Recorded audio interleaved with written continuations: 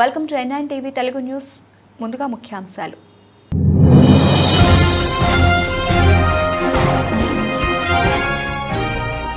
ISS కు end card 2030 నాటికి పని పూర్తి చేయనున్న నాసా.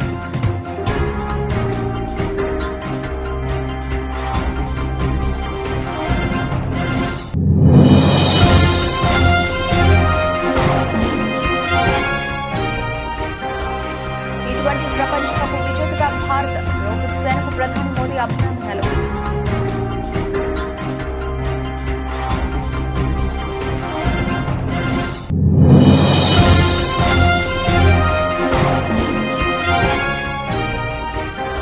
లిక్కర్ పాలసీ సిబిఐ కేసులో తిహార్ జైలుకు కేజ్రీవాల్. 14 రోజుల జ్యుడిషియల్ కస్టడీ.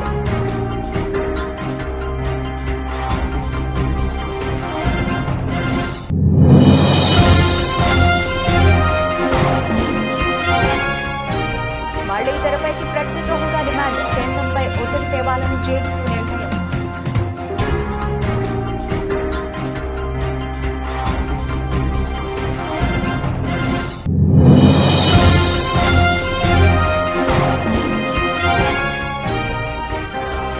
ఐదేళ్లు ఏపీ ప్రజలు ఇబ్బందులు పడ్డారు. సమస్యలన్నీ వెంటనే పరిష్కరిస్తాం సీఎం చంద్రబాబు.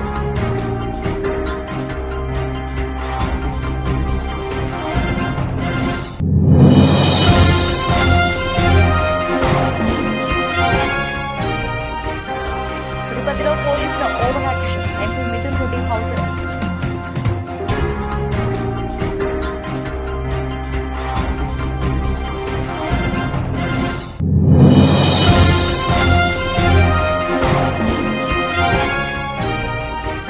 హైదరాబాద్ తో సమానంగా వరంగల్ను అభివృద్ధి. అధికారులను ఆదేశించిన CM Revanth Reddy.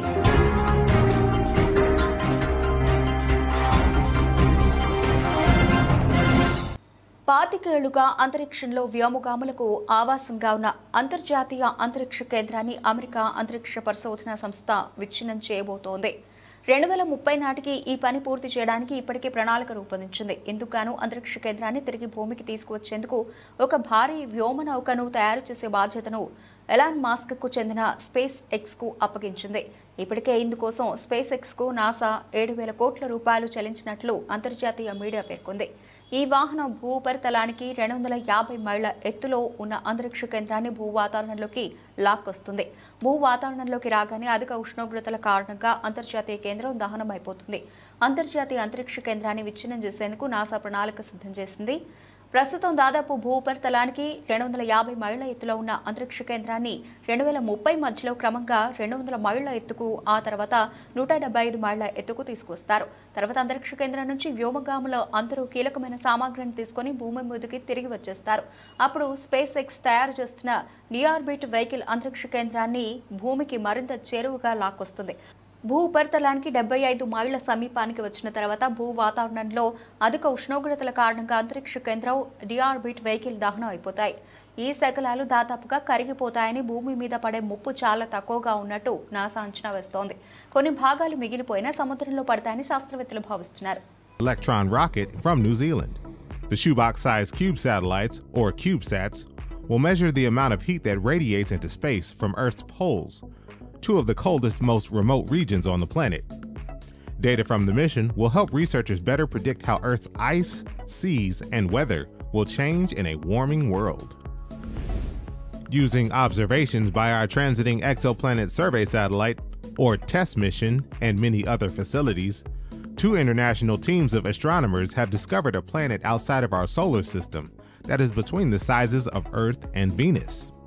The planet, called Gliese 12b, orbits a cool red dwarf star located about 40 light years away in the constellation Pisces.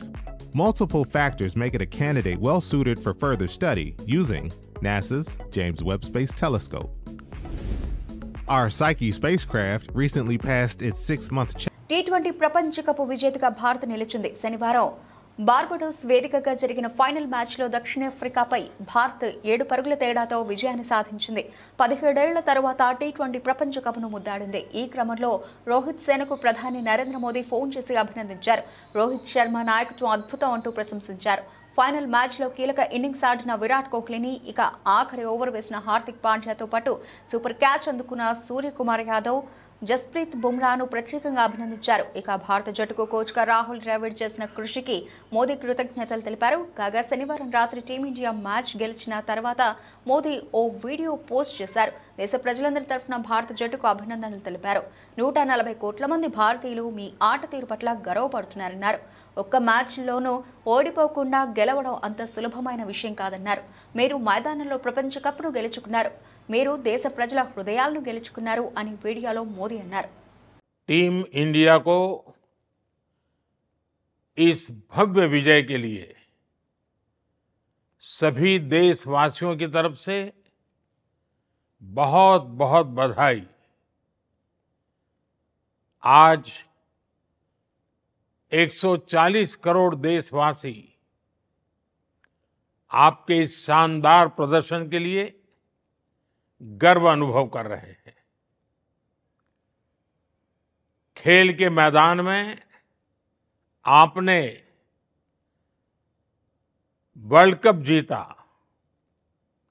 लेकिन हिंदुस्तान के हर गांव, गली, मोहल्ले में आपने कोटि कोटि देशवासियों का दिल जीत लिया।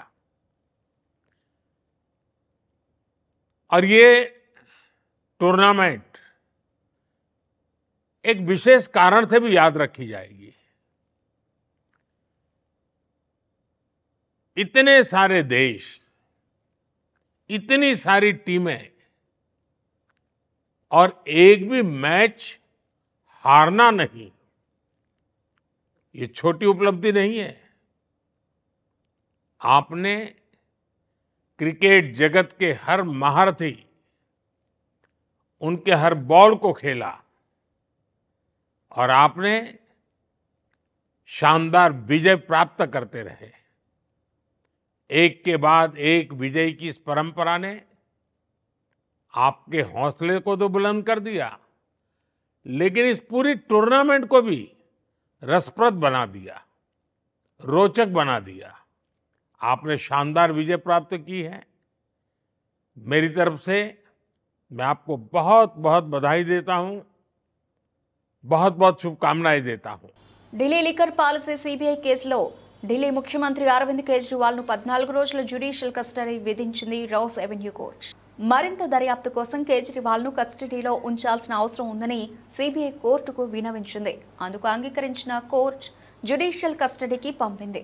3 రోజుల సిబిఐ కస్టడీ ముగియడంతో కేజ్రీవాల్ ను కోర్టులో హాజరుపరచాలన్న ఆదేశాలను ఈ రోజు తెల్లవారుజామున ప్రత్యేక న్యాయమూర్తి సునైనా శర్మ రిజర్వ్ చేశారు. రిమాండ్ దరఖాస్తులో కేజ్రీవాల్ విచారణకు సహకరించలేదని, తప్పించుకునే సమాధానాలు ఇచ్చారని సిబిఐ ఆరోపించింది. కేజ్రీవాల్కి వ్యతిరేకంగా ఉన్న ఆధారాలను సిబిఐ కోర్టుకు సమర్పించింది. జూలై 12వ తేదీ వరకు కేజ్రీవాల్కు Rouse Avenue court judicial remand విధించింది. ఈ క్రమంలోనే సీఎం కేజ్రీవాల్ను తిహార్ జైలుకు తరలించనున్నారు. వచ్చే నెల 12న మధ్యాహ్నం 2 గంటల సమయంలో వీడియో కాన్ఫరెన్స్ ద్వారా కేజ్రీవాల్ను కోర్టుకు హాజరుపరచనున్నారు. इन्होंने पूरी कोशिश की जेल के अंदर केजरीवाल को तोड़ने की, तरह तरह से। कभी अपमानित करते थे, कभी बेइज्जत करते थे। 15 दिन तक इन्होंने मेरे को इंसुलिन नहीं दिया। मेरे को 20 साल से शुगर की बीमारी है और 10 साल से मैं इंसुलिन पे हूं। शुगर की बहुत हाई लेवल की बीमारी है मुझे, और मैं डेली 52 यूनिट इंसुलिन लेता हूं। 52 यूनिट बहुत ज्यादा होते हैं। 52 यूनिट इंसुलिन लेता हूं। तो जब मैं जेल में गया, डेली मेरा बढ़ता जाए, कभी 300, कभी 325, कभी 350। अब मुझे चिंता होने लगी, क्योंकि ज्यादा टाइम तक अगर शुगर हाई रहती है तो फिर धीरे धीरे आपकी किडनी खराब होने लग जाती है, धीरे धीरे आपका लिवर खराब होने लग जाता है और परमानेंट डैमेज हो जाता है आपके शरीर के अंदर। तो मैं बार बार डॉक्टर को बोलूं। జేడీయూ పార్టీ అధినేత బీహార్ సీఎం నితీష్ కుమార్ మరోసారి రాజకీయ చాణక్యం ప్రదర్శించారు. బీహార్కు ప్రత్యేక హోదా సాధనకు కేంద్రంలోని ఎన్డీఏ సంకీర్ణ ప్రభుత్వంపై ఒత్తిడి తేవాలని నిర్ణయించారు. ఢిల్లీలో శనివారం జరిగిన జేడీయూ జాతీయ కార్యవర్గ సమావేశంలో ప్రత్యేక హోదా డిమాండ్ అంశాన్ని నితీష్ కుమార్ లేవనెత్తారు. ప్రత్యేక కేటగిరీ హోదా డిమాండ్ చాలా కీలకమైందని ఆయన గుర్తు చేశారు. గత ఏడాది రాష్ట్రానికి ప్రత్యేక హోదా కోసం తీర్మానాన్ని బీహార్ మంత్రివర్గం ఆమోదించిన విషయాన్ని గుర్తు చేశారు. ప్రత్యేక హోదా వల్ల కేంద్రం నుంచి వచ్చే పన్నుల రాబడిలో రాష్ట్ర వాటా పెరుగుతుందని జేడీయూ భావిస్తోంది. వెనుకబడిన తరగతులకు రిజర్వేషన్లు పెంచాలని జేడీయూ కేంద్రాన్ని కోరుతోంది. వెనుకబడిన తరగతులు, అత్యంత వెనుకబడిన తరగతులు, షెడ్యూల్డ్ కులాలు, షెడ్యూల్డ్ తెగలకు పెంచిన రిజర్వేషన్లను 9వ షెడ్యూల్లో చేర్చాలని కూడా ఆ పార్టీ పట్టుబడుతోంది. కాగా లోక్సభ ఎన్నికల్లో ఎన్డీఏ కూటమి విజయం సాధించినందుకు ప్రధాని నరేంద్ర మోదీకి జేడీయూ కార్యవర్గం అభినందనలు తెలిపింది. లోక్సభ ఎన్నికల్లో జేడీయూ మంచి ఫలితాలు రాబట్టడంతో నితీష్ కుమార్ను కూడా అభినందించింది. ఇటీవల జరిగిన లోక్సభ ఎన్నికల్లో 12 ఎంపీ స్థానాలు గెలిచిన జేడీయూ ఎన్డీఏ సంకీర్ణ ప్రభుత్వంలో కీలక భాగస్వామిగా ఉన్న సంగతి తెలిసిందే.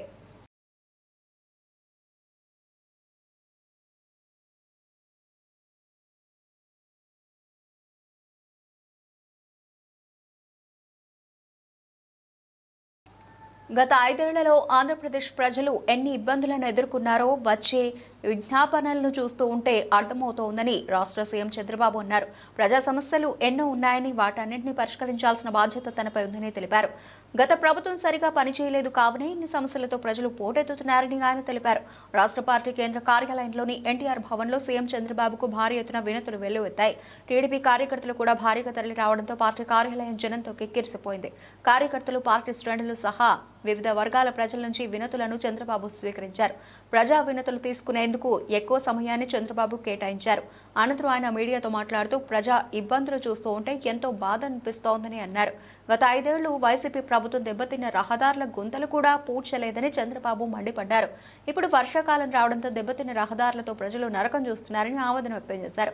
దెబ్బతిన్న రహదారుల గుంతలు పూడ్చే కార్యక్రమం కూడా వెంటనే చేపడతామన్నారు.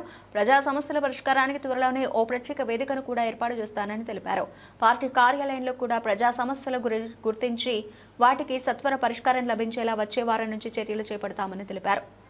మీ ప్రాజెక్టులో అన్నీ ఓకే కానీ ల్యాండ్ ఎక్విజిషన్కి సంబంధం లేదు, మాకేం సంబంధం లేదన్నారు. నాకు అప్పుడు ఆశ్చర్యం వేసింది. ఎట్లా అంటారా మీరు? Land acquisition part of project, ఇది ప్రాజెక్టులో ల్యాండ్ ఎక్విజిషన్ లేదంటారు, మీరు పునరావాసం లేదంటారు.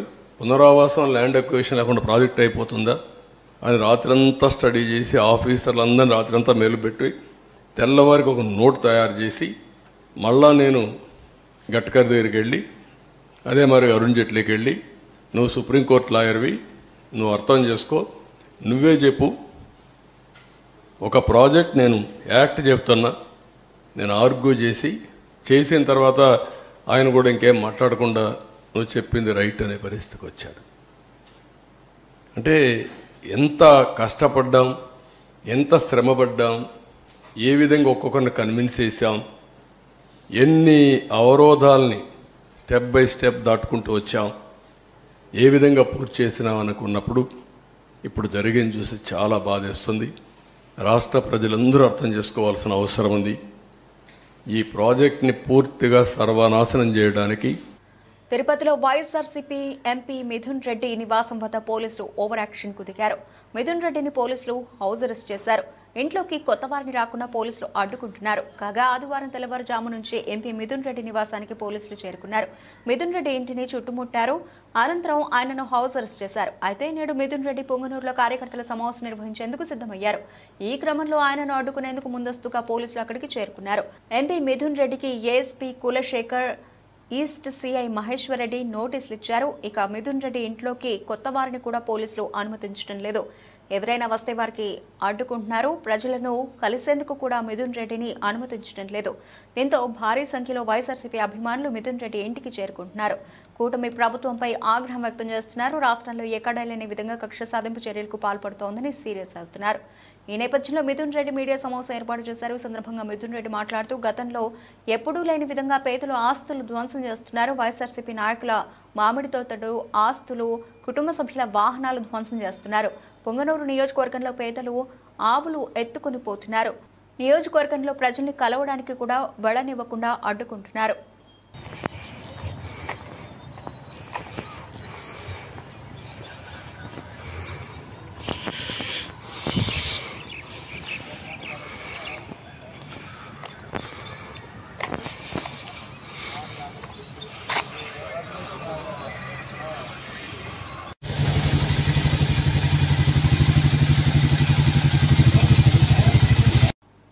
వరంగల్ అభివృద్ధిపై తెలంగాణ సీఎం రేవంత్ రెడ్డి ఫోకస్ పెట్టారు. వరంగల్ జిల్లా సమీక్షా సమావేశంలో రేవంత్ రెడ్డి పాల్గొని మాట్లాడుతూ హైదరాబాద్తో సమానంగా వరంగల్ను అభివృద్ధి చేయాలన్నారు. ఇన్నర్ ఔటర్ రింగ్ రోడ్డు గురించి ఆదేశాలు జారీ చేశారు. వాటికి సంబంధించిన భూసేకరణను పూర్తి చేయాలని చెప్పారు. అందుకు సంబంధించిన నిధుల పూర్తి వివరాలు ఇవ్వాలని అన్నారు.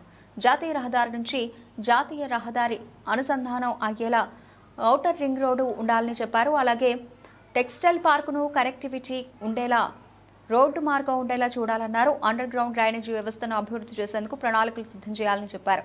తాగునీటి లైన్స్ ఏర్పాటు చేసేందుకు ప్రణాళికలు వేయాలని అన్నారు. నగర అభివృద్ధిపై ఇక నుంచి 20 రోజులకోసారి ఇన్ఛార్జ్ మంత్రి సమీక్ష నిర్వహించాలని చెప్పారు. తాము పూర్తి సహకారం అందిస్తామని అన్నారు. డంపింగ్ సమస్యలకు శాశ్వత పరిష్కారం కోసం చర్యలు చేపట్టాలని తెలిపారు.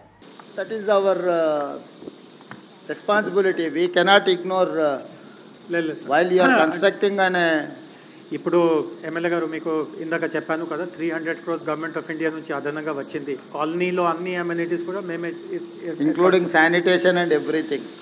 So I would suggest straight you establish one gram panchayat, whatever gram panchayat requires.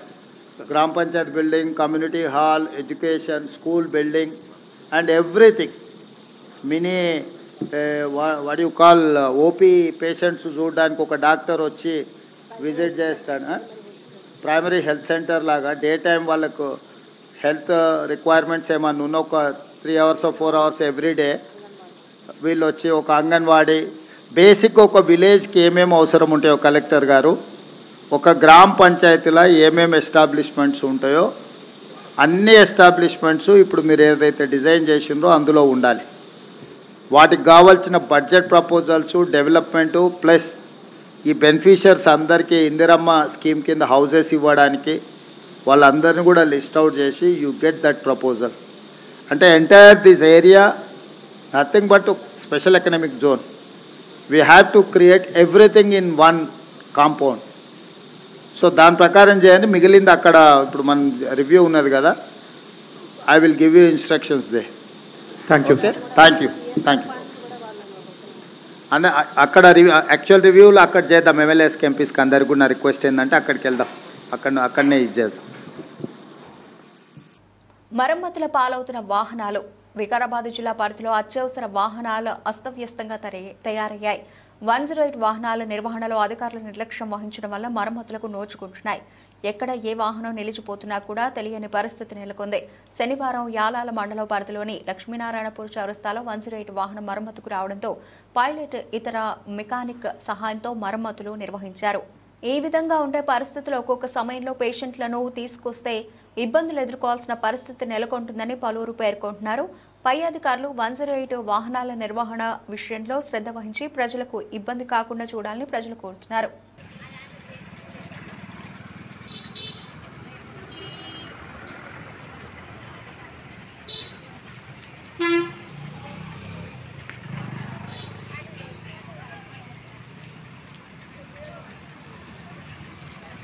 Guntur ప్రభుత్వ ఆసుపత్రిలో సౌకర్యాలు, ఇబ్బందులు మరియు రోగులకు అందే వైద్య సదుపాయాలు తదితర అంశాలపై కేంద్ర సహాయ మంత్రి గుంటూరు ఎంపీ పెమ్మసాని చంద్రశేఖర్ అధ్యక్షతన జరిగిన సమీక్షా సమావేశంలో కలెక్టర్ నాగలక్ష్మి ఇతర ప్రజాప్రతినిధులతో కలిసి పాల్గొన్న గుంటూరు పశ్చిమ నియోజకవర్గ ఎమ్మెల్యే శ్రీమతి గళా మాధవి అనంతరం ప్రభుత్వ ఆసుపత్రిలో ప్రజలకు అందుతున్న వైద్య సదుపాయాల గురించి రోగులను అడిగి తెలుసుకున్నారు.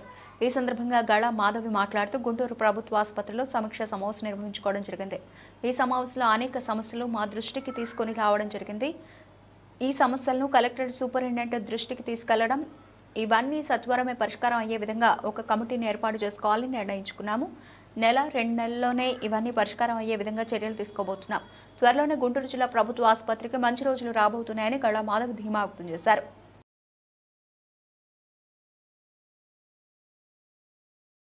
తన రాజకీయ ప్రయాణ ఆరంభంలో వెన్నుతట్టి ప్రోత్సహించడంతో పాటు విజయవాడ పార్లమెంట్ ఎంపీగా భారీ మెజార్టీతో విజయం సాధించే వరకు అండదండగా ఉండి కష్టపడిన టీడీపీ రాష్ట్ర ప్రధాన కార్యదర్శి బుద్ధ వెంకన్న, రాష్ట్ర అధికార ప్రతినిధి నాగుల్ మీరా రుణం జీవితంలో తీర్చుకోలేనని విజయవాడ పార్లమెంట్ ఎంపీ కేశినేని శివనాథ్ అన్నారు.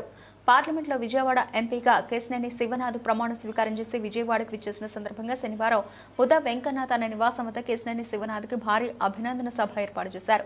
రథన్ సెంటర్ వద్ద ఎంపీ కేశినేని శివనాథ్కి పూలమాలలతో టీడీపీ నాయకులు కార్యకర్తలు ఘన స్వాగతం పలికారు. అక్కడి నుంచి బుద్ధ నివాసం వరకు ఓపెన్ టాప్ జీప్లో కేశినేని శివనాథ్ను ఊరేగింపుగా తీసుకెళ్లారు. భారీ సంఖ్యలో వచ్చిన కార్యకర్తల అభిమానులకు విక్టరీ సింబల్ చూపిస్తూ కేశినేని శివనాథ్ ముందుకు సాగారు. ఇక మహిళా కార్యకర్తలు నృత్యాలు చేశారు. నారా చంద్రబాబు నాయుడు తీరుతో నిరుద్యోగులు రోడ్డెక్కారు. మెగా డిఎస్సీ పేరుతో తమని దగా చేశాడంటూ అనంతపురం జిల్లాలో నిరుద్యోగులు భారీ ర్యాలీ నిర్వహించారు. అధికారంలోకి వచ్చినప్పటి నుంచి అడ్డగోలుగా అప్పులు చేసేస్తున్న కూటమి ప్రభుత్వంపై పలువురు నివ్వెరపోతున్నారు. ప్రత్యేక హోదా కోసం బీహార్లో గట్టిగా జేడీయూ డిమాండ్ చేస్తున్నా కేంద్రం వద్ద ఊసే ఎత్తని తెలుగుదేశం పార్టీ తీరుపైన దానికి వత్తాసు పాడుతున్న జనసేనపైన విద్యార్థులు మేధావులు ఆగ్రహం వ్యక్తం చేస్తున్నారు.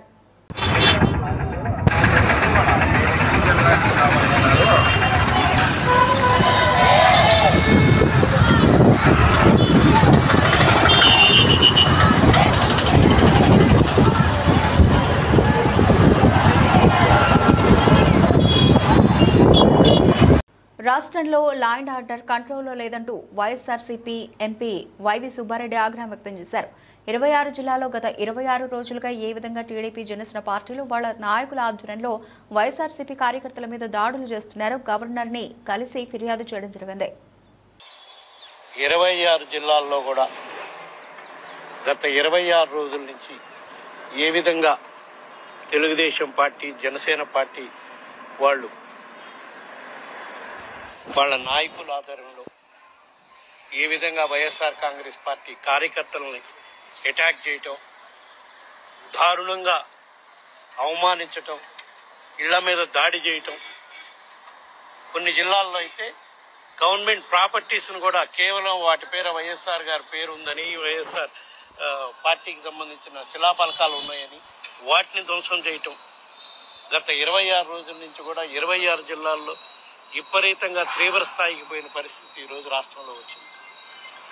ఈ విషయంపై లోగడ కూడా గవర్నర్ గారి దృష్టి తీసుకురావడం జరిగింది. వాళ్ళని ఇంటర్వెన్ కావాలని చెప్పి కూడా రిక్వెస్ట్ చేయడం జరిగింది. అదేవిధంగా అప్పటికీ పోలీసుల దగ్గర నుంచి స్పందన లేకపోతే కేంద్ర ప్రభుత్వం దృష్టికి తీసుకెళ్లి రాష్ట్రపతి దృష్టికి తీసుకెళ్ళడానికి ప్రయత్నం చేశాం, ప్రధానమంత్రి గారి దృష్టికి తీసుకెళ్లేదానికి ప్రయత్నం చేశాం, హోంమంత్రి గారి దృష్టికి తీసుకెళ్లేదానికి కూడా ప్రయత్నం చేశాం. అయినా సరే ఈ రోజు వరకు కూడా రాష్ట్రంలో శాంతి భద్రతల పరిస్థితి అదే విధంగానే కొనసాగుతుంది.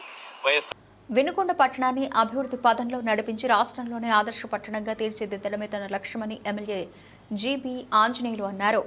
వినుకొండ మున్సిపల్ కౌన్సిల్ హాల్లో చైర్మన్ డాక్టర్ దస్తగిరి అధ్యక్షతన జరిగిన సాధారణ సమావేశానికి ఎమ్మెల్యే ముఖ్య అతిథిగా హాజరయ్యారు.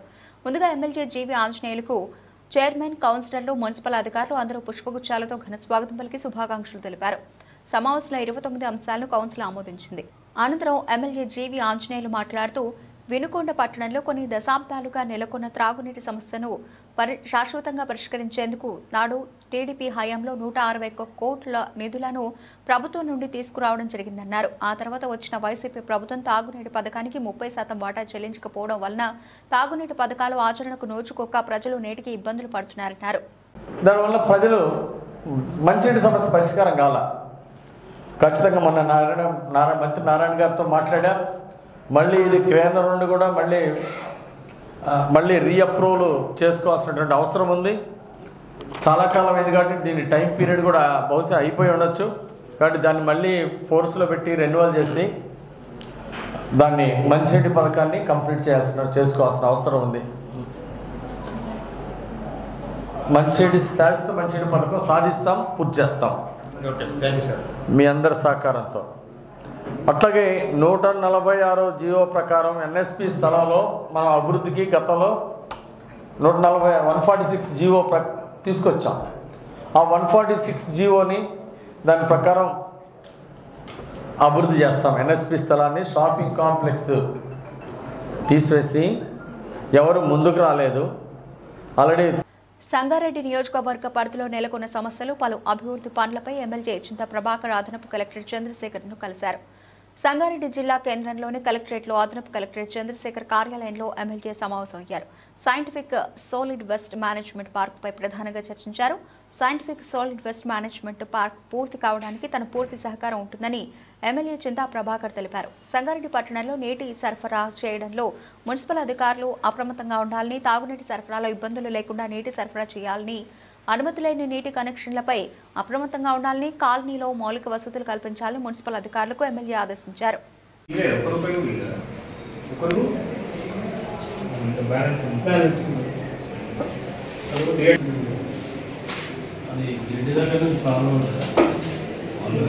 ఎక్కువ కాన్సన్ట్రేషన్ పట్టించారు.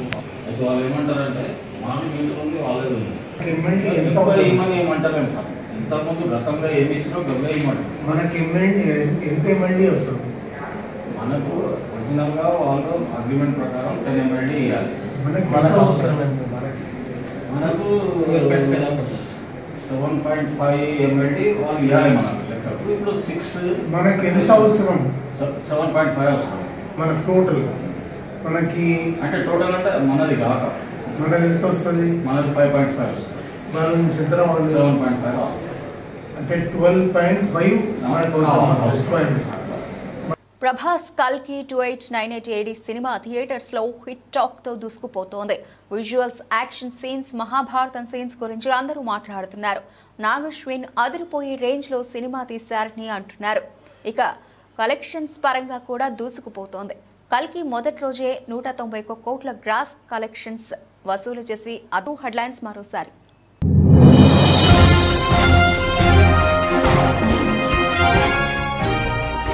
ISS కు ఎండ్ కార్డ్ 2030 నాటికి పని పూర్తి చేయనున్న నాసా.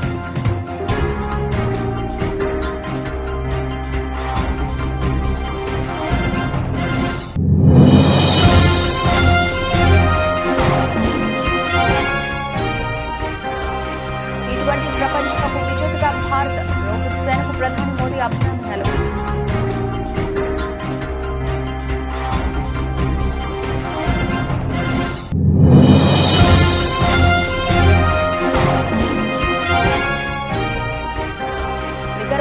CBI కేసులో తిహార్ జైలుకు కేజ్రీవాల్ 14 రోజుల జ్యుడిషియల్ కస్టడీ.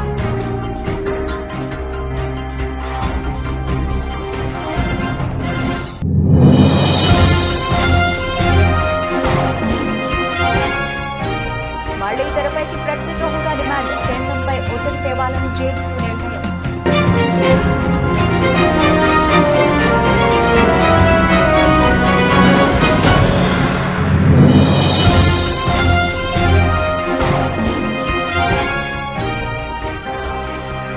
ఏపీ ప్రజలు ఇబ్బందులు పడ్డారు. సమస్యలన్నీ వెంటనే పరిష్కరిస్తాం. సీఎం చంద్రబాబు.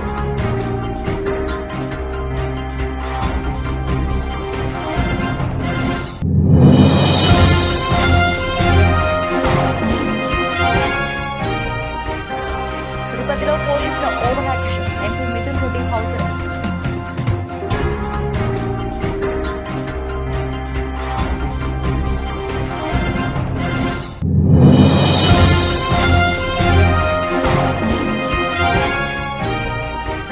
హైదరాబాద్తో సమానంగా వరంగల్ను అభివృద్ధి. అధికారులను ఆదేశించిన సీఎం రేవంత్ రెడ్డి.